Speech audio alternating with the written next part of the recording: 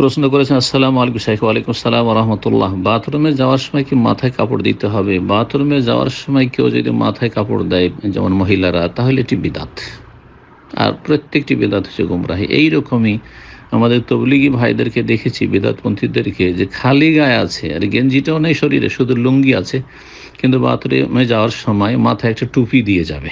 চিল্লাতে যারা আসে তাদেরকে আমরা ছাত্র জীবন থেকে দেখেছি, তারা এই রকম দেখা যায় তাদের দৃশ্য, যে শরীরটা ঢাকা গেঞ্জি দিয়ে, কমপক্ষে আরও বেশি গুরুত্বপূর্ণ ছিল তা না করে খালি গায়ে মানুষের সামনে ঘুরে বেড়াচ্ছে, আর মাথায় একটা টুপি আর শরীরের নিচু ভাগে একটা লুঙ্গি। এই হলো তাদের অবস্থা। তো এগুলো হচ্ছে বিদাতীদের লক্ষণ। আর মাথায় কাপড় দিয়ে বাথরুমে যেতে হবে, না হলে শয়তান কিছু করবে, এটা পুরুষ অথবা নারী উভয়ের ক্ষেত্রে কেউ যদি এই এতেকাদ বিশ্বাস রাখে, তো এটি হচ্ছে বেদাতি আকিদা, আর আমলটি হচ্ছে বেদাতি আমল। আল্লাহ যেন বেঁচে থাকার তৌফিক দান করেন এসব গুমরাহি থেকে।